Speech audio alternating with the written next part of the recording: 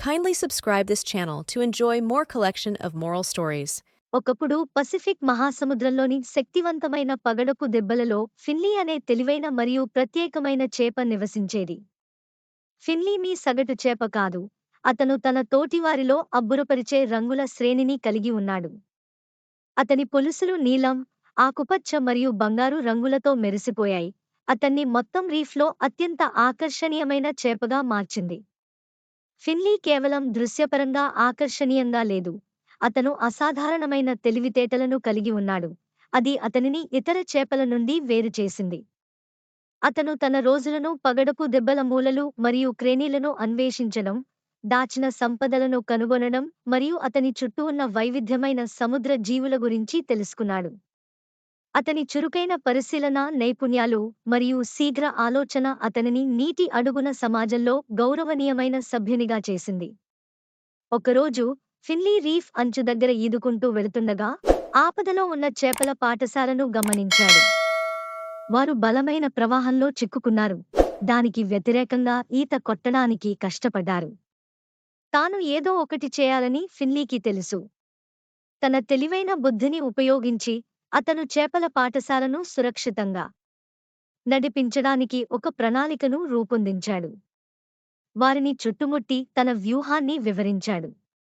ప్రతి చేప ఒక నిర్దిష్ట పాత్రను పోషించింది మరియు వారు కలిసి శక్తివంతమైన ప్రవాహాన్ని అధిగమించి రీఫ్ యొక్క ప్రశాంతమైన ప్రాంతానికి చేరుకున్నారు. ఫిన్లీ యొక్క వీరోచిత చర్య యొక్క వార్తలు సముద్రం అంతటా వ్యాపించాయి. ఇతర సముద్ర జీవుల దృష్టిని ఆకర్షించాయి. వారు అతని తెలివితేటలు మరియు శక్తివంతమైన రూపాన్ని మాత్రమే కాకుండా అతని దయ మరియు సహాయక స్వభావాన్ని కూడా మెచ్చుకున్నారు. ఫిన్లీ నీటి అడుగున ప్రపంచంలో ఐక్యత మరియు సహకారానికి చిహ్నంగా మారింది. ఫిన్లీ అన్వేషణ కొనసాగించినప్పుడు అతను మృదువైన, శ్రావ్యమైన ధ్వనిని విడుదల చేసే పురాతన సముద్రపు షెల్పై పొరపాటుపడ్డాడు. మంత్రముగ్ధులను చేసే ట్యూన్కి ఆసక్తిగా ఉన్న అతను దానిని ఇతర చేపలతో పంచుకోవాలని నిర్ణయించుకున్నాడు. శ్రావ్యమైన మాయా గుణాన్ని కలిగి ఉంది. అది మొత్తం పగడపు దెబ్బకు ఆనందం మరియు సామరస్యాన్ని తెచ్చింది. ఒకప్పుడు విభజించబడిన సంఘం ఇప్పుడు సముద్రపు షెల్ చుట్టూ గుమిగూడి ఐక్యత మరియు ఆనందాన్ని సృష్టిస్తుంది. తెలివైన పాత సముద్రపు తాబేలు టెస్సా ఫిన్లీ రీఫ్కు తీసుకువచ్చిన సానుకూల మార్పును గమనించింది.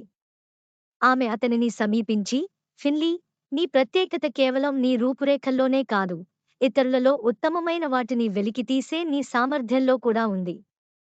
నీ తెలివి మరియు దయ మా సంఘంలో ఐక్యత మరియు సంతోషం యొక్క అద్భుతమైన వాతావరణాన్ని సృష్టించాయి.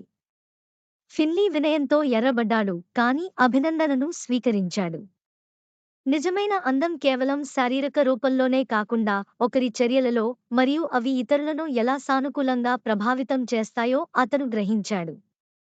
ఫిన్లీ కథలోని నీతి సముద్రంలో చాలా దూరం వ్యాపించింది.